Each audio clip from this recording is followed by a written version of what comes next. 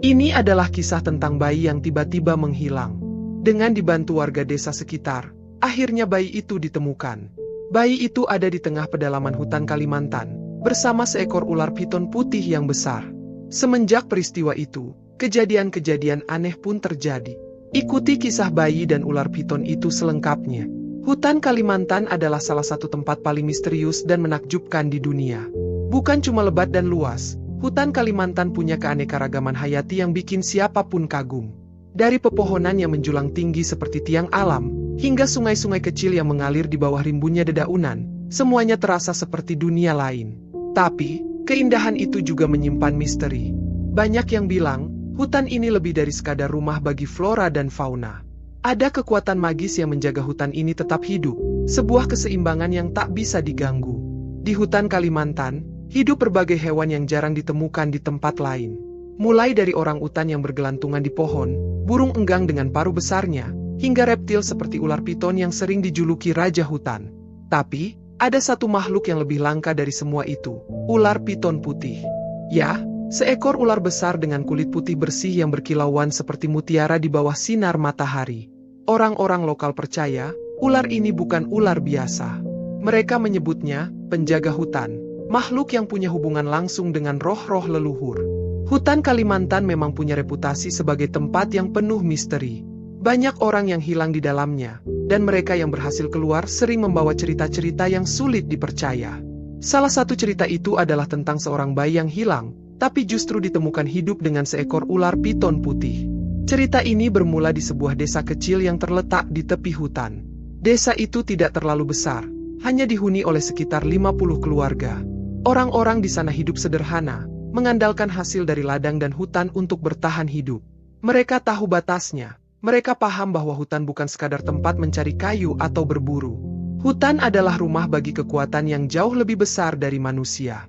Kalau kamu masuk jauh ke dalam hutan, kamu mungkin akan merasakan sesuatu yang beda, ujar Pak Darto, seorang tetua desa yang sudah puluhan tahun hidup di sana. Kadang ada suara, kadang ada angin dingin yang rasanya aneh. Itu tanda kalau hutan sedang memperhatikanmu. Jangan pernah merusak hutan sembarangan, begitu nasihat yang selalu diberikan para tetua kepada generasi muda. Kalau kau mengganggu, hutan akan membalas.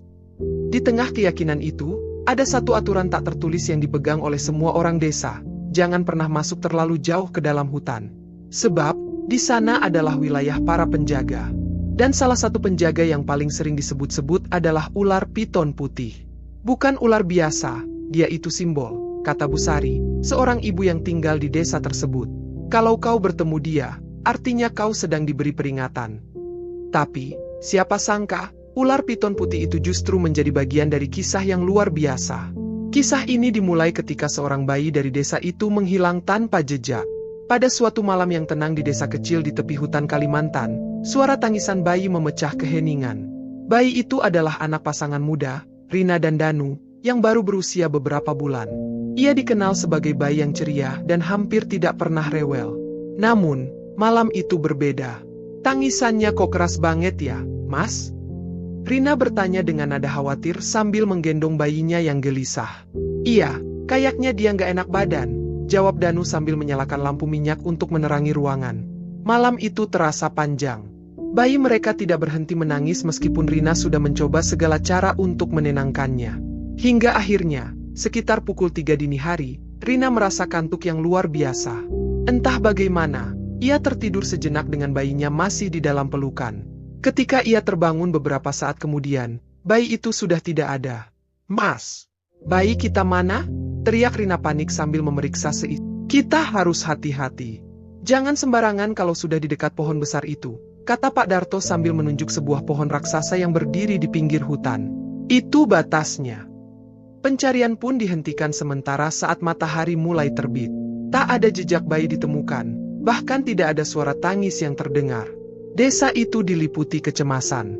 Apa mungkin dia diambil oleh makhluk hutan? Bisik salah satu penduduk.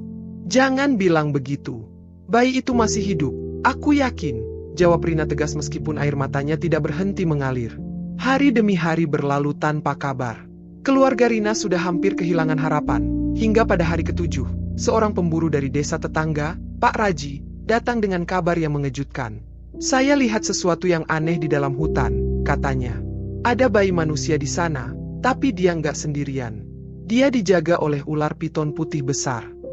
Semua orang di desa terdiam mendengar pernyataan itu. Ular piton putih. Pak Darto bertanya dengan nada serius. Iya, bayinya terlihat sehat, bahkan tersenyum. Tapi ular itu melingkar di sekitarnya seperti sedang menjaganya, jawab Pak Raji. Rina langsung menangis haru. Itu pasti anakku. Kita harus ke sana sekarang. Namun, tidak semudah itu. Orang-orang desa percaya bahwa ular piton putih adalah makhluk penjaga hutan, bukan sekadar hewan biasa. Jika benar bayi itu berada di bawah perlindungannya, maka mereka harus berhati-hati dalam bertindak. Kita tidak bisa sembarangan. Kalau ular itu marah, bisa jadi masalah besar, ujar Pak Darto. Setelah berdiskusi, akhirnya diputuskan bahwa mereka akan pergi ke tempat bayi itu berada, tetapi hanya beberapa orang yang diizinkan mendekat.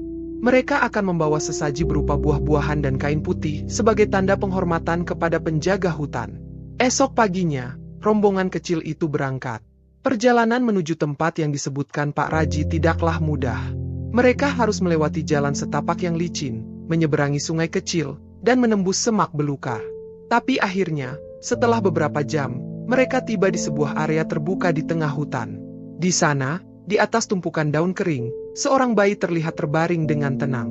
Dan benar saja, seekor ular piton putih besar melingkar di dekatnya, matanya yang tajam menatap rombongan manusia yang mendekat. Jangan buat gerakan tiba-tiba, bisik Pak Darto. Rina, yang tak bisa menahan air matanya, perlahan berjalan mendekat sambil memanggil, "Nah, ini ibu di sini." Namun, sebelum Rina bisa mencapai bayinya, ular piton itu mengangkat kepalanya, memperlihatkan tubuhnya yang besar dan kekuatannya yang jelas tidak bisa diremehkan. Dia nggak menyerang, tapi dia juga nggak mau kita terlalu dekat, kata Pak Raji. Rina berhenti di tempatnya, lututnya bergetar. Apa yang harus kita lakukan? Tanyanya putus asa. Pak Darto mengambil sesaji yang mereka bawa dan meletakkannya di tanah. Ia berbicara pelan, seolah sedang berkomunikasi dengan ular itu. Kami tidak ingin mengganggumu. Kami hanya ingin membawa bayi ini kembali ke rumahnya. Ular itu tidak bergerak untuk beberapa saat. Suasana terasa tegang, hingga akhirnya ular itu perlahan menurunkan kepalanya, seolah memberikan izin. Rina mendekati bayinya dengan hati-hati. Ketika ia menggendong anaknya, ia merasa seperti diberi keajaiban. Bayi itu sehat, bahkan tersenyum ceria seolah tidak pernah terjadi apa-apa. Namun, saat mereka bersiap untuk pergi, ular piton putih itu menatap mereka dengan tatapan yang sulit diartikan. Rina merasa seolah ular itu sedang berbicara padanya, memberi pesan yang hanya bisa ia rasakan di dalam hati. Aku tidak tahu bagaimana caranya mengucapkan terima kasih, bisik Rina sambil menunduk ke arah ular itu sebelum berbalik meninggalkan tempat itu. Saat mereka berjalan pergi, ular piton putih perlahan menghilang ke dalam semak-semak, seperti sebuah bayangan yang kembali ke alamnya. Sejak peristiwa itu, bayi Rina dan Danu, yang mereka beri nama Arga, menjadi pusat perhatian desa. Semua orang tidak habis pikir bagaimana seorang bayi bisa bertahan selama 7 hari di tengah hutan, tanpa makanan, tanpa perlindungan. Yang lebih aneh lagi, Arga terlihat sehat dan bahkan lebih ceria dibanding sebelumnya. Namun, cerita tentang ular piton putih yang menjaganya meninggalkan rasa penasaran sekaligus keheranan bagi penduduk desa. Arga benar-benar anak spesial, ujar Pak Darto suatu sore saat ia duduk di beranda rumah Rina. Tidak semua orang diberi kesempatan bertemu dengan penjaga hutan seperti itu. Apalagi diselamatkan. Rina hanya tersenyum, meskipun di hatinya masih menyimpan banyak pertanyaan. Apa maksud semua ini, Pak? Kenapa ular itu menjaga Arga? Kenapa bukan kita yang menemukannya lebih dulu? Pak Darto menghela napas panjang. Hutan selalu punya caranya sendiri untuk menjawab pertanyaan kita, Rin. Mungkin Arga memang ditakdirkan untuk sesuatu yang besar. Sejak itu, Arga menunjukkan perilaku yang tak biasa untuk seorang bayi. Ia selalu tampak tenang, bahkan di situasi yang biasanya membuat bayi rewel. Suaranya jarang terdengar menangis, tetapi seringkali ia tertawa sendiri, seolah sedang berbicara dengan sesuatu yang tidak terlihat. Dia seperti punya dunia sendiri, kata Rina suatu hari kepada Danu. Kadang aku merasa dia sedang berkomunikasi dengan sesuatu. Namun, hal yang paling aneh terjadi ketika Arga mulai belajar merangkak. Suatu sore, saat Rina sedang mencuci pakaian di belakang rumah, ia mendengar suara gemerisik dari semak-semak. Ketika ia menoleh, Ia melihat Arga duduk di dekat pagar bambu, mengulurkan tangannya ke arah sesuatu yang tidak terlihat jelas. "Arga!" seru Rina panik, khawatir ada hewan liar yang mendekat. Ia berlari menghampiri anaknya dan langsung membawanya ke dalam rumah. Tapi sebelum masuk, matanya sempat menangkap sesuatu yang membuatnya terdiam. Di dekat pagar, sebuah bayangan putih besar bergerak perlahan, menghilang ke balik pepohonan. Rina merasa tubuhnya gemetar. Ia tahu betul apa yang baru saja ia lihat. Itu ular piton putih. "Danu, ular itu kembali," katanya malam itu saat mereka berbincang di dapur. "Serius? Apa dia mendekati Arga lagi?" tanya Danu sambil menyandarkan tubuhnya ke kursi. Rina mengangguk. "Aku tidak tahu harus senang atau takut. Tapi yang jelas, dia tidak kelihatan berniat jahat. Malah, Arga sepertinya senang." Setelah kejadian itu, ular piton putih mulai sering terlihat di sekitar rumah mereka. Tidak pernah masuk, tetapi selalu berada di jarak yang cukup dekat untuk diamati. Setiap kali ular itu muncul, Arga akan menjadi lebih aktif dan terlihat bahagia, seperti sedang bertemu dengan teman lamanya. "Ini bukan kebetulan," kata Pak Darto ketika Rina menceritakan kejadian itu. "Ular itu mungkin merasa ada ikatan dengan Arga. Ingat, dia sudah menjaganya di hutan. Hubungan itu tidak akan hilang begitu saja." Hubungan ini mulai diterima oleh penduduk desa, meskipun tidak semua orang sepenuhnya nyaman dengan kehadiran ular besar di sekitar rumah Rina. Beberapa orang masih menganggapnya sebagai pertanda buruk, sementara yang lain percaya bahwa ular itu membawa keberkahan. Namun, yang paling menyentuh adalah bagaimana Arga dan ular piton putih itu seolah memiliki bahasa mereka sendiri. Setiap kali ular itu muncul, Arga akan merangkak ke arah jendela, mengulurkan tangannya sambil tertawa. Ular itu tidak pernah mendekat terlalu jauh, tetapi selalu memandang Arga dengan tatapan yang sulit dijelaskan. "Sepertinya dia benar-benar penjaga Arga," kata Danu suatu sore sambil menggendong anaknya. "Aku nggak tahu apakah ini hal baik atau buruk, tapi kita harus percaya kalau ini bagian dari takdir." Hari-hari berlalu, dan hubungan itu terus berlanjut. Arga tumbuh menjadi anak yang sehat dan ceria, tetapi juga memiliki sifat yang tidak biasa. Ia sangat mencintai alam. Setiap kali diajak ke kebun atau hutan kecil di dekat desa, ia selalu tampak tenang, seolah-olah itu adalah rumah keduanya. "Dia punya jiwa hutan," ujar Pak Darto sambil tersenyum saat melihat Arga bermain dengan dedaunan. "Mungkin itu hadiah dari ular putih itu." Namun, kehadiran ular piton putih bukan tanpa risiko. Beberapa penduduk desa mulai merasa terganggu dan khawatir jika suatu hari ular itu akan membahayakan mereka atau anak-anak lainnya. Mereka mendesak Rina dan Danu untuk mengambil tindakan. "Kalau dia tetap di sini, kita nggak akan tenang," kata salah seorang warga. Rina hanya menggeleng. "Dia tidak pernah menyakiti siapapun. Aku yakin dia hanya ingin menjaga Arga." Meski begitu, tekanan dari warga membuat Rina dan Danu semakin khawatir. Mereka tahu, hubungan antara manusia dan ular ini tidak akan selamanya damai. Hari-hari berlalu, dan kehadiran ular piton putih di sekitar rumah Rina dan Danu mulai memicu ketegangan di desa. Penduduk yang awalnya hanya merasa penasaran kini mulai gelisah. Kabar tentang ular besar yang sering muncul di dekat rumah itu menyebar hingga ke desa-desa lain. Beberapa warga mulai memandang kehadiran ular itu sebagai ancaman, bukan lagi sebuah berkah. "Rin, aku tahu kalian merasa ada ikatan dengan ular itu, tapi sampai kapan kita bisa hidup berdampingan dengan makhluk seperti itu?" ujar Pak Joko, salah satu warga yang cukup berpengaruh di desa. Rina hanya menunduk, tak tahu harus menjawab apa. Di satu sisi, ia memahami kekhawatiran warga. Tapi di sisi lain, ia yakin ular itu tidak punya niat buruk. Dia tidak pernah menyerang siapapun, Pak. Dia hanya datang untuk melihat Arga, jawab Rina dengan nada lembut. Tapi dia tetap ular besar, Rin. Kalau suatu hari dia merasa terancam atau kelaparan, siapa yang bisa jamin dia nggak akan membahayakan kita? Sahut Pak Joko, menggelengkan kepala. Rasa takut yang dirasakan warga akhirnya membuat mereka mengambil keputusan drastis. Beberapa orang, yang dipimpin oleh Pak Joko, memutuskan untuk mengusir ular itu dari desa. Mereka percaya ular tersebut bisa membawa malapetaka jika dibiarkan terlalu lama berada di sekitar manusia. "Kita harus bertindak sebelum ada yang celaka," ujar Pak Joko kepada warga lain yang setuju dengan rencananya. Namun, Rina dan Danu menolak keras rencana itu. Mereka merasa ikatan antara Arga dan ular piton putih bukanlah sesuatu yang bisa diputus begitu saja. "Kalau kalian mengusir atau bahkan menyakiti dia, aku takut akan ada hal buruk yang terjadi pada desa ini," kata Rina dengan suara tegas. Namun, Kekhawatiran Rina tidak menghentikan niat warga. Suatu pagi, ketika ular piton putih itu muncul di dekat hutan kecil di belakang rumah Rina, sekelompok warga datang dengan membawa senjata sederhana, tongkat, parang, dan jaring. Rina yang melihat hal itu langsung panik. Ia berlari keluar rumah sambil berteriak, "Jangan sakiti dia. Dia tidak bersalah." Namun, kelompok itu tidak menghiraukannya. Mereka terus maju mendekati ular yang terlihat diam di tempatnya, melingkar seperti biasa.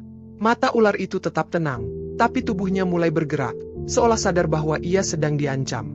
Danu keluar dan mencoba menghentikan mereka. "Pak Joko, tolong dengarkan kami. Ular ini tidak pernah menyerang siapapun. Dia hanya penjaga. Tapi bagaimana kalau lain kali dia menyerang? Kita tidak bisa menunggu sampai ada korban," jawab Pak Joko tegas. Ketegangan semakin memuncak ketika ular itu mulai mengangkat kepalanya, memperlihatkan tubuh besarnya. Suasana menjadi mencekam, tetapi ular itu tidak menunjukkan tanda-tanda akan menyerang. Ia hanya mengamati gerakan manusia-manusia di sekitarnya. Pak Darto, yang juga ada di sana, mencoba menenangkan situasi. "Semua orang, tenang. Kalau kalian membuat gerakan tiba-tiba, dia akan merasa terancam." Namun, salah satu warga, yang ketakutan dan terlalu gelisah, melemparkan batu ke arah ular. Batu itu tidak mengenai tubuh ular, tetapi cukup untuk membuatnya bergerak dengan cepat. Ular itu melingkar lebih erat, mengangkat kepala lebih tinggi, membuat semua orang mundur dengan panik. "Aku sudah bilang, jangan buat gerakan tiba-tiba," teriak Pak Darto dengan nada marah. Rina berdiri di depan ular itu dengan tubuh gemetar. Ia tahu ia harus melakukan sesuatu untuk menghentikan kekacauan ini. "Tolong biarkan dia pergi," ujar Rina dengan suara penuh haru. "Kalau kita menyakitinya, aku takut kita yang akan menyesal."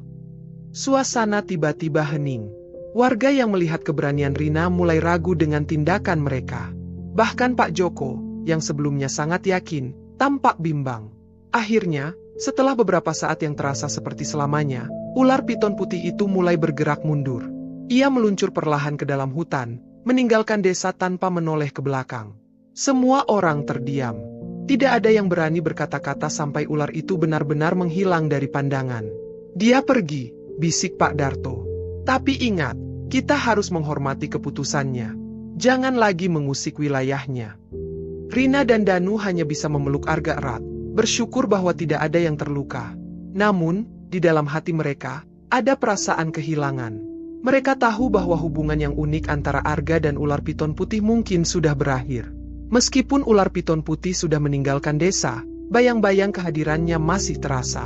Rina, Danu, dan Arga melanjutkan hidup mereka seperti biasa, tetapi hubungan yang mereka miliki dengan ular itu membuat mereka merasa ada sesuatu yang hilang. Namun, tak lama setelah kejadian itu, peristiwa aneh mulai terjadi. Hutan di sekitar desa tiba-tiba menjadi tidak bersahabat. Pohon-pohon besar yang selama ini tumbuh subur mulai layu. Sungai kecil yang mengalir di dekat desa mendadak kering. Bahkan hasil panen warga menurun drastis. "Ini pasti ada hubungannya dengan ular putih itu," bisik salah seorang warga pada pertemuan desa. "Jangan mengada-ada," sahut Pak Joko yang masih merasa keputusannya mengusir ular itu adalah yang terbaik. "Hutan memang sering berubah. Ini cuma kebetulan." Namun, penduduk desa tidak bisa menepis rasa takut. Mereka mulai mengingat kata-kata Rina tentang ular putih sebagai penjaga hutan. Jika ular itu benar-benar memiliki hubungan dengan keseimbangan alam di sekitar mereka, maka kepergiannya bisa menjadi penyebab dari semua bencana ini. Pak Darto, sebagai tetua desa, memutuskan untuk berbicara kepada Rina dan Danu. "Kalian yang paling dekat dengan ular itu. Apa menurut kalian, dia benar-benar marah kepada kita?" tanya Pak Darto saat mereka berkumpul di rumahnya. Rina mengangguk pelan. "Aku tidak tahu pasti, Pak. Tapi aku merasa dia pergi bukan karena ingin, melainkan karena kita memaksanya." "Kalau begitu, kita harus meminta maaf," kata Pak Darto. "Meminta maaf?" tanya Danu, bingung. Pak Darto menjelaskan bahwa dalam tradisi desa, hubungan antara manusia dan penjaga hutan selalu dihormati. Ketika ada ketidakseimbangan, manusia harus mengambil inisiatif untuk memperbaiki hubungan itu. Ini mungkin terdengar aneh, tapi kita harus kembali ke tempat di mana ular itu terakhir terlihat. Kita bawa sesaji dan meminta maaf atas apa yang terjadi, ujar Pak Darto. Namun, tidak semua warga setuju dengan ide itu. Pak Joko, misalnya, merasa tindakan itu sia-sia. Sudah cukup kita membiarkan ular itu mendominasi kehidupan kita. Kita harus menemukan solusi lain untuk masalah ini, katanya dengan nada keras. Meski demikian, Rina, Danu, dan beberapa warga yang percaya pada pentingnya menjaga keseimbangan dengan alam memutuskan untuk mengikuti saran Pak Darto. Mereka menyiapkan sesaji berupa buah-buahan, kain putih, dan air suci, lalu berjalan ke hutan pada pagi hari. Mereka tiba di tempat ular piton putih dulu menjaga Arga, sebuah lapangan kecil di tengah hutan. Di sana, mereka meletakkan sesaji dan mulai berbicara dengan tulus. Kami datang dengan hati yang penuh penyesalan, kata Pak Darto dengan nada rendah. Kami tahu kami telah mengusikmu, makhluk penjaga hutan. Kami hanya manusia biasa yang kadang tidak memahami hubungan antara alam dan kehidupan kami. Kami memohon maaf atas kesalahan kami. Rina menambahkan, suaranya bergetar. Aku tahu kau menyayangi Arga. Dan kami berterima kasih atas perlindunganmu. Tapi tolong, jangan tinggalkan desa ini dalam kehancuran. Suasana hening. Hanya suara angin yang terdengar. Tidak ada tanda-tanda apapun dari ular itu. Rombongan mulai merasa harapan mereka sia-sia. Namun, saat mereka hendak pergi, suara gemerisik terdengar dari semak-semak. Semua orang membeku di tempat. Dari balik pepohonan, ular piton putih muncul, bergerak dengan anggun menuju tempat mereka meletakkan sesaji. Rina dan Danu menahan napas saat ular itu berhenti di depan mereka, memandangi sesaji yang mereka bawa. Ular itu tidak menunjukkan tanda-tanda marah, tetapi juga tidak mendekati mereka. Aku rasa dia menerima permintaan maaf kita, bisik Pak Darto dengan penuh harap. Namun, yang paling mengejutkan adalah reaksi Arga. Bayi itu, yang selama ini terlihat tenang, tiba-tiba meronta dari pelukan Danu. Ia mengulurkan tangannya ke arah ular itu, tertawa riang seolah-olah sedang bertemu dengan seorang teman lama. Ular itu mendekat, kali ini lebih dekat dari sebelumnya. Mata besarnya memandangi Arga, dan dalam sekejap, ular itu menganggukkan kepalanya perlahan sebelum kembali meluncur masuk ke dalam hutan. Semua orang terpana. Tidak ada yang berani berkata-kata hingga ular itu benar-benar menghilang. Beberapa hari setelah pertemuan itu, keajaiban mulai terjadi. Sungai yang kering perlahan kembali mengalir. Pohon-pohon yang layu menunjukkan tanda-tanda kehidupan, dan panen warga mulai membaik. Dia memaafkan kita, kata Pak Darto dengan senyum lega. Rina dan Danu merasa bersyukur bahwa hubungan mereka dengan penjaga hutan itu tidak berakhir buruk. Namun, mereka juga sadar bahwa ini adalah pelajaran besar bagi desa mereka. Keseimbangan antara manusia dan alam adalah sesuatu yang harus dijaga. Arga, di sisi lain, tumbuh menjadi anak yang berbeda. Ia memiliki kedekatan yang mendalam dengan alam, seolah-olah ia membawa sebagian jiwa hutan di dalam dirinya. Warga desa percaya bahwa ia adalah anak penjaga hutan, seseorang yang kelak akan menjadi penghubung antara manusia dan alam. Dan ular piton putih? Ia tidak pernah muncul lagi di desa, tetapi keberadaannya selalu terasa. Setiap kali angin bertiup melewati pepohonan atau bayangan putih melintas di kejauhan, orang-orang desa tahu bahwa penjaga hutan itu masih ada, mengawasi mereka dari kejauhan. Beberapa tahun telah berlalu sejak kejadian yang mengubah hidupnya dan seluruh desa. Arga kini bukan lagi bayi yang lucu dan polos, melainkan seorang pemuda yang mulai memahami lebih dalam tentang dirinya, keluarganya, dan hubungan unik yang dia miliki dengan alam sekitar. Pada usianya yang ke-18, Arga sudah dikenal di desa sebagai anak yang dekat dengan alam. Sejak kecil, ia selalu merasa nyaman di hutan, bahkan lebih dari yang dirasakan oleh kebanyakan orang. Hutan adalah tempat di mana ia merasa pulang. Ketika orang lain melihatnya sebagai seorang pemuda dengan kecintaan besar terhadap alam, Arga sendiri merasa bahwa ia memiliki peran yang lebih besar daripada sekadar menjadi pengamat atau pecinta alam biasa. Rina dan Danu sering melihat Arga berdiri di pinggir hutan, menatap pepohonan yang seolah menyambutnya dengan angin sepau-sepau. Mereka tidak pernah merasa takut, bahkan setelah sekian lama ular piton putih itu menghilang. Mereka tahu bahwa hubungan Arga dengan alam telah terjalin lebih kuat daripada sekadar pelindung biasa. Ada suatu ikatan yang tidak terlihat, yang menghubungkan jiwa Arga dengan hutan yang lebat, dengan sungai yang mengalir, dan dengan makhluk-makhluk yang hidup di sana. Namun, tidak semua orang di desa merasakan hal yang sama. Seiring berjalannya waktu, ancaman terhadap hutan semakin nyata. Pembalakan liar mulai merambah ke wilayah hutan yang sebelumnya tak tersentuh. Beberapa perusahaan besar mulai mengeksploitasi tanah di sekitar desa untuk menanam kelapa sawit, dan beberapa warga mulai terlibat dalam kegiatan tersebut, tergoda oleh janji keuntungan. Suatu sore, Arga mendengar kabar yang membuat hatinya teriris. Sejumlah pohon besar telah ditebang di hutan yang dulunya menjadi tempat perlindungan ular piton putih. Berita itu datang dari Pak Darto, yang merasa sangat khawatir dengan perkembangan ini. Arga, kamu harus tahu. Pembalakan ini bukan hanya merusak alam, tapi juga mengancam keseimbangan yang pernah kita jaga, kata Pak Darto saat mereka bertemu di beranda rumahnya. Tanah ini, hutan ini, sudah memberikan banyak hal untuk kita. Kita harus menjaga dan melindunginya. Arga menatap jauh ke hutan, matanya penuh dengan kecemasan. Ia tahu ini adalah saat yang penting, waktu untuk menguji sejauh mana hubungan yang terjalin antara dirinya dan alam. Pada malam itu, Arga memutuskan untuk melakukan perjalanan ke hutan tempat pertama kali ia bertemu dengan ular piton putih. Ia tahu, jika ada yang bisa mengajaknya berbicara tentang keseimbangan alam, itu adalah hutan dan makhluk yang menjaganya. Dengan langkah mantap, Arga memasuki hutan yang kini terasa lebih sunyi, seolah sedang menunggu kedatangannya. Ketika ia sampai di tempat yang dulu menjadi tempat pertemuan mereka, Arga merasakan kehadiran sesuatu yang tak terlihat. Suasana di sekelilingnya terasa begitu akrab, seperti memanggilnya kembali. Tiba-tiba, di tengah kesunyian malam, muncul bayangan putih yang familiar. Ular piton putih itu muncul lagi, lebih besar dan lebih kuat daripada yang pernah dilihat Arga sebelumnya.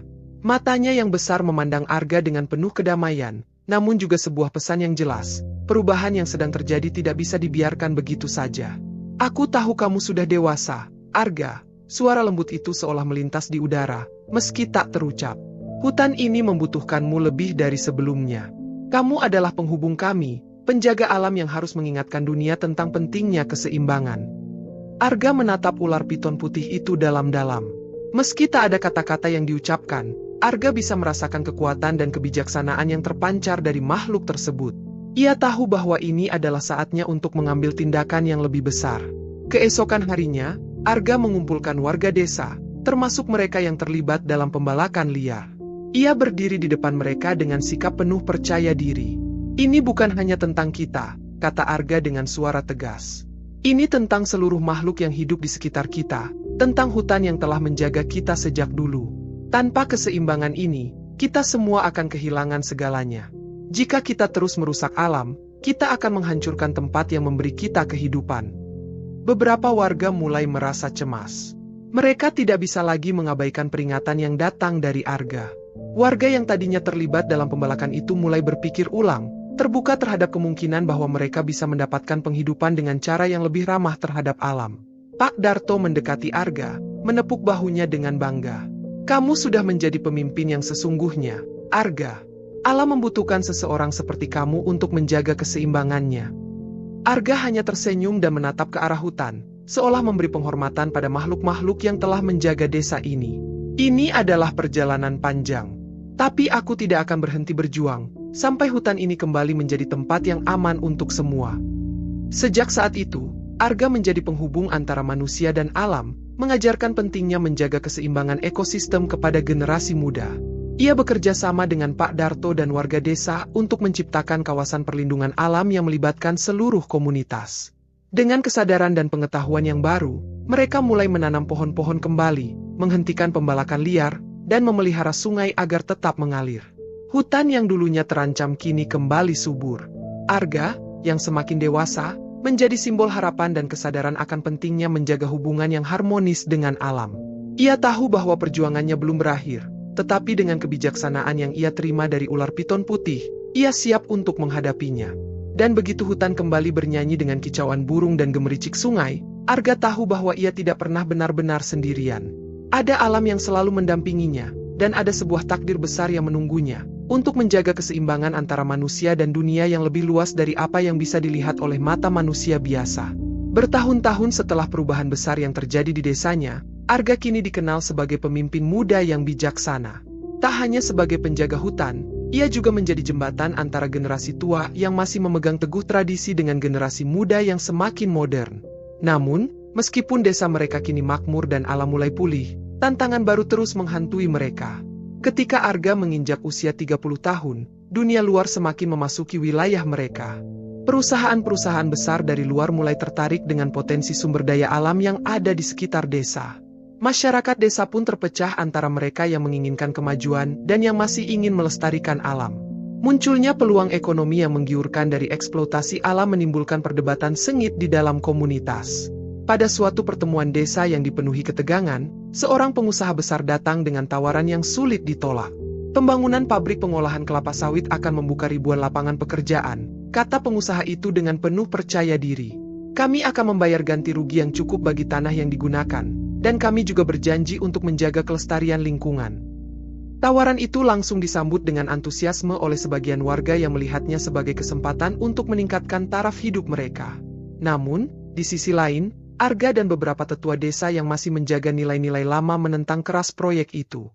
Kelapa sawit bisa merusak hutan, memperburuk erosi tanah, dan membahayakan ekosistem yang telah kita pelihara selama ini, kata Arga, suaranya tenang tetapi penuh keyakinan. Ini bukan hanya tentang uang, tapi juga tentang warisan yang akan kita tinggalkan untuk generasi berikutnya. Pak Darto, yang kini sudah cukup tua, berdiri di samping Arga. Apa yang kita pelajari selama ini adalah bahwa keharmonisan dengan alam jauh lebih berharga daripada apapun. Alam ini sudah memberi kita begitu banyak, sekarang saatnya kita memberi kembali. Tapi pengusaha itu tidak menyerah. Kita bisa menjaga alam sambil berkembang, Arga. Ini bukan masalah memilih antara kemajuan atau kehancuran, kita bisa menyeimbangkannya. Arga menatap sejenak para warga yang terbagi antara dua pendapat. Ia tahu bahwa dunia tidak bisa berhenti bergerak, tetapi ia juga tidak bisa membiarkan tradisi mereka tergeser oleh keinginan untuk cepat kaya. Hatinya tahu bahwa ada jalan tengah yang bisa ditemukan, namun ia harus lebih bijaksana dari sebelumnya. Arga pun memutuskan untuk memimpin sebuah inisiatif baru yang menggabungkan keduanya, kemajuan dan pelestarian alam. Ia mengajukan ide yang lebih terukur, pembangunan pertanian organik yang berkelanjutan, yang dapat menjadi sumber penghidupan bagi warga desa tanpa merusak alam. Ia mengusulkan untuk menciptakan desa hijau, sebuah model kehidupan yang mengutamakan keberlanjutan, di mana teknologi ramah lingkungan dan cara bertani tradisional bisa berjalan beriringan. Jika kita ingin berkembang, kita harus melakukannya dengan cara yang tidak merusak bumi, kata Arga di depan pertemuan desa. Kami bisa memanfaatkan hasil alam secara bijaksana, tapi tanpa mengabaikan tanggung jawab kita untuk menjaga bumi ini. Melalui pendekatan ini, Arga berhasil meyakinkan sebagian besar warga yang awalnya ragu. Mereka mulai bekerja bersama untuk menciptakan kebun-kebun organik, menanam kembali pohon-pohon yang hilang, dan memanfaatkan teknologi ramah lingkungan untuk mengolah tanah mereka tanpa merusak ekosistem. Berkat kerja keras Arga dan dukungan dari desa, mereka berhasil menemukan cara untuk bertahan hidup dan berkembang tanpa menghancurkan alam. Desa mereka pun menjadi contoh bagi desa-desa lainnya di Kalimantan, bahkan di luar daerah itu, yang ingin mengikuti jejak mereka dalam mengelola alam dengan bijak. Arga pun semakin mantap dalam posisinya sebagai pemimpin yang mampu memadukan antara tradisi dan modernitas. Namun, meskipun ia merasa bangga dengan apa yang telah dicapai, ia tahu bahwa tantangan untuk menjaga keseimbangan alam akan terus ada. Di usia tuanya, Arga sering duduk di bawah pohon besar di tepi hutan, menatap hamparan alam yang telah dipeliharanya. Ia mengenang perjalanan panjangnya, dari seorang anak kecil yang tak tahu banyak tentang dunia, hingga menjadi pemimpin yang mengubah cara pandang desa terhadap alam. Ia ingat setiap momen ketika ular piton putih muncul di hadapannya, setiap pesan yang dibawa oleh alam yang lebih besar darinya. Satu hal yang selalu ia pegang teguh adalah bahwa hubungan antara manusia dan alam adalah sesuatu yang sangat rapuh. Kita adalah bagian dari alam, bukan pemiliknya, pikirnya sambil menatap langit yang mulai gelap. Tiba-tiba, suara angin berhembus lembut, membawa aroma tanah basah dan bunga-bunga hutan yang segar. Arga tersenyum kecil.